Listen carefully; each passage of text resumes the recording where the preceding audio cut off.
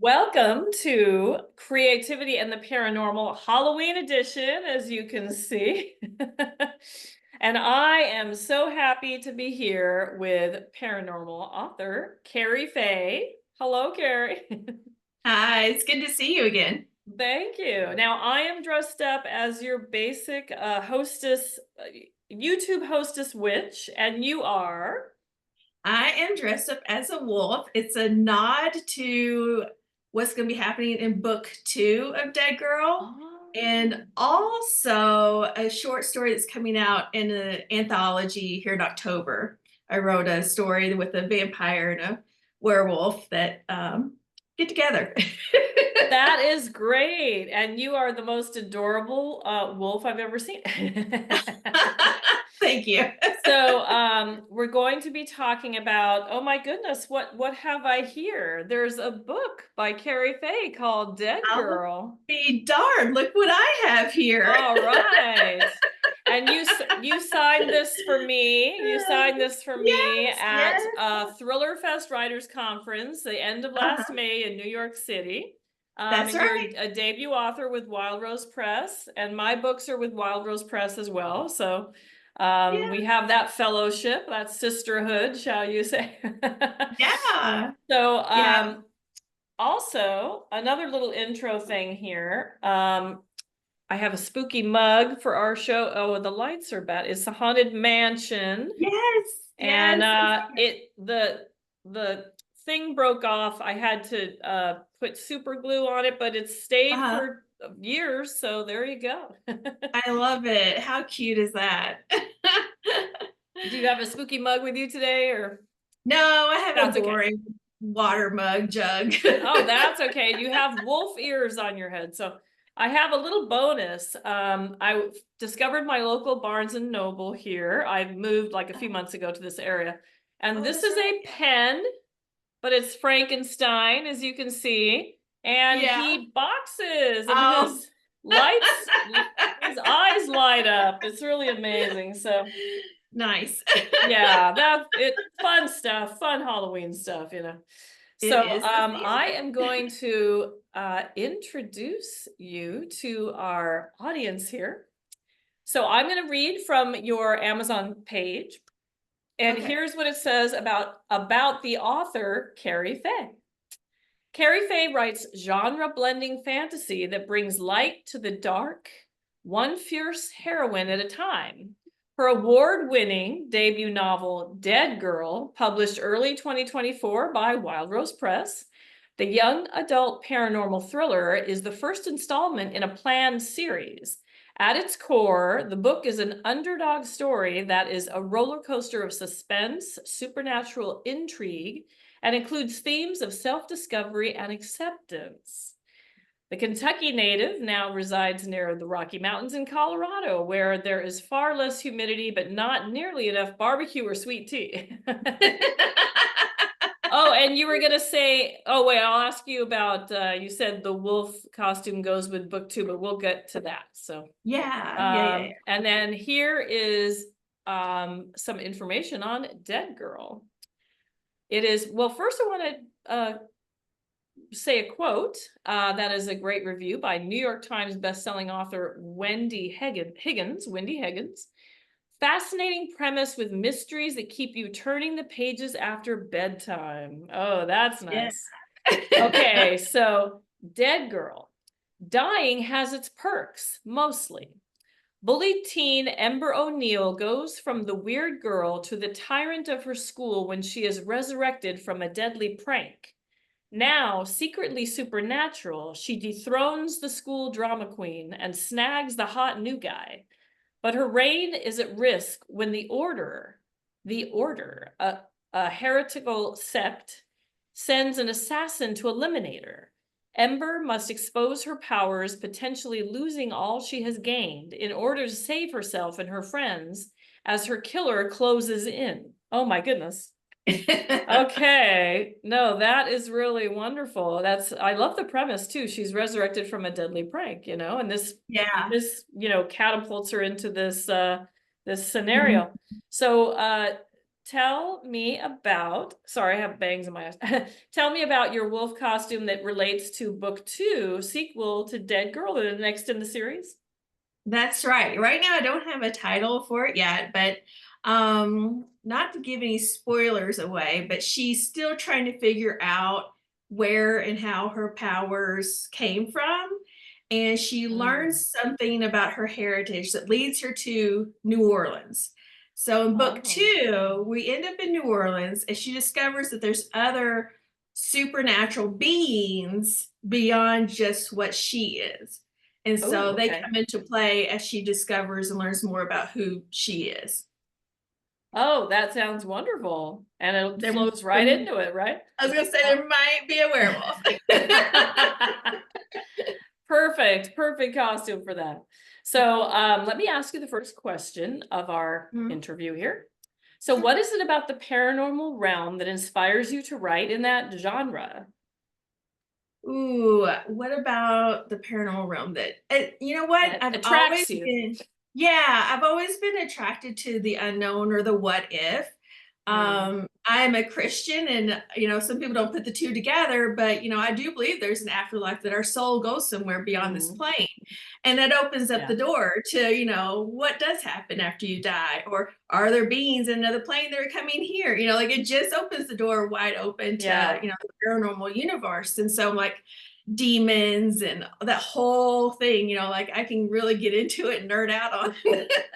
So it Oh shows up yeah. in my writing for sure, like there's well, I don't, like I said, I don't want to give spoilers away, but in Dead Girl, there's a moment where, a supernatural being, takes possession of someone. And so Mm, yeah, yeah. I've just always been intrigued by it.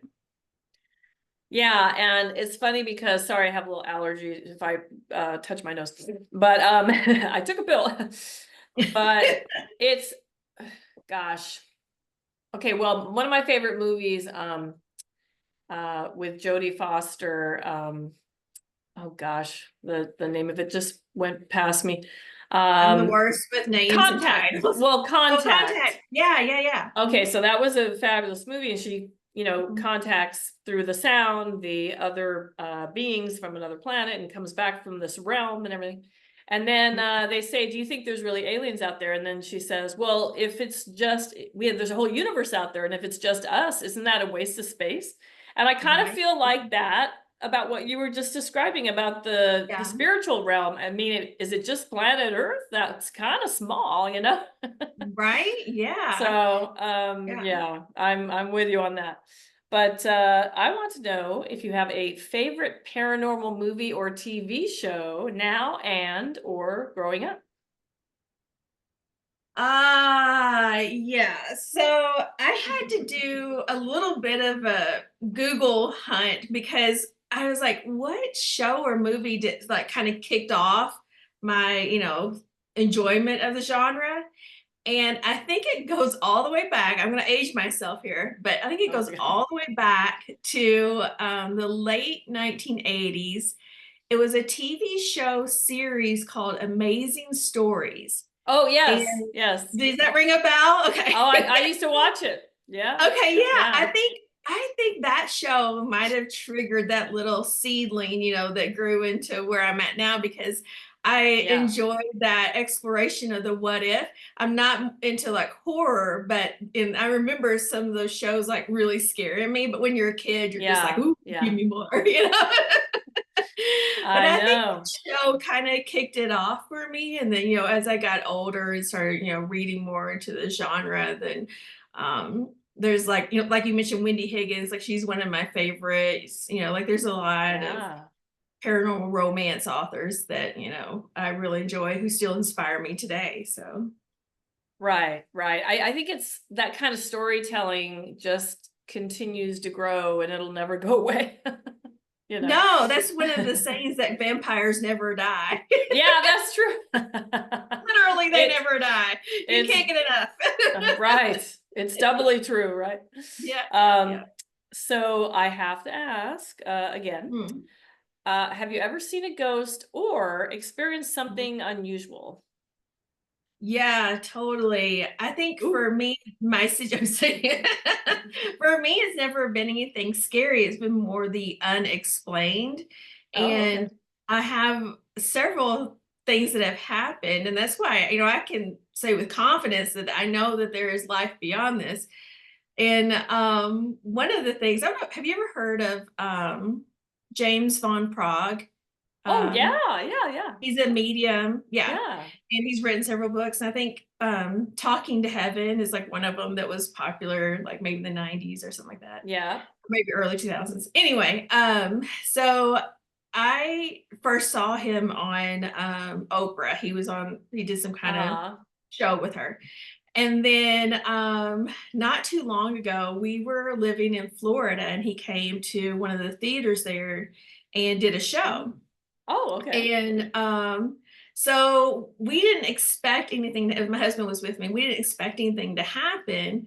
But at the very end of the show, he like channels, another spirit who says something that both my husband and I looked at each other and we just couldn't believe it. And the whole point during the show, you're supposed to raise your hand if you identify with this. Yes, We yeah. got like at the very end of the show, he's like, I'm getting another spirit. Just hold on one second, and then he was like Yeah. saying that it has something to do with hockey, and he's like Stanley Cup. He's like, now remember, we're in South Florida. Nobody's talking hockey or anything. Yeah, yeah. And my husband and I both looked at each other because my husband played hockey. It's like the sport of his life. He loves it. And we were both like, maybe. Nobody raised their hand, and we were just Ah. like, it might be for Oh my you. gosh. Oh And my the gosh. reason we even considered going there to the show, not Yeah. only because I saw him on the Oprah show years ago, but his stepmother, my husband's stepmother, was at that show, and she channeled his dad who had passed, or James Von Prague channeled his dad. Oh, And so oh, we thought maybe he might wow. come through again. So we sat through this whole show in Uh-huh. Florida, and then at the very, very end, we got that. And I was like, okay, this is legit.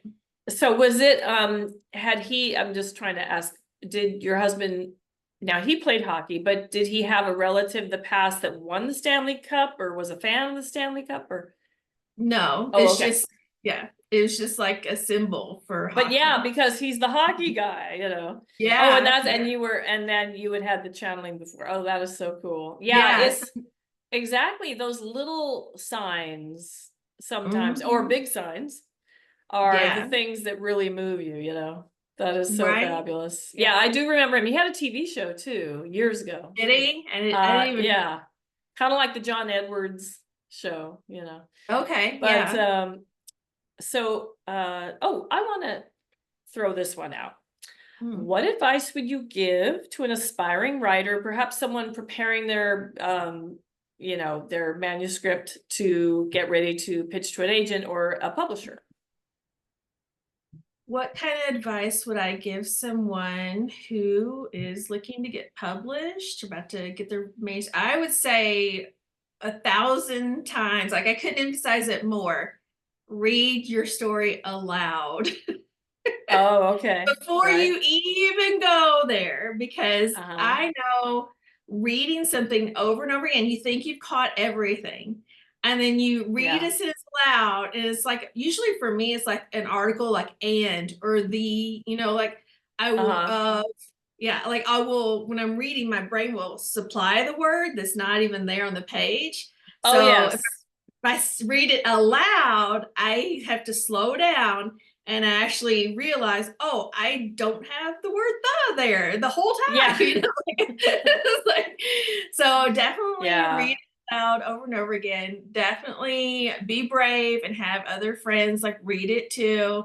Because sometimes Yeah. in your brain, you know why the character is doing or saying what they're doing, but it's not on the page, so you never catch it Yeah. until another reader, like, hey, I didn't know that she was afraid of spiders or whatever, like you're like, Yeah. oh yeah, Oh, that's a yeah, big thing.